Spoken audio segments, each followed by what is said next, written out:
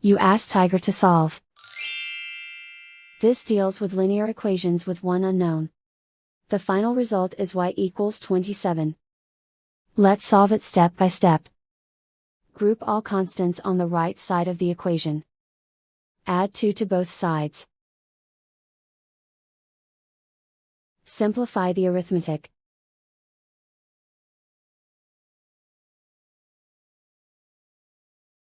Isolate the y. Multiply both sides by 3. Group like terms. Multiply the coefficients.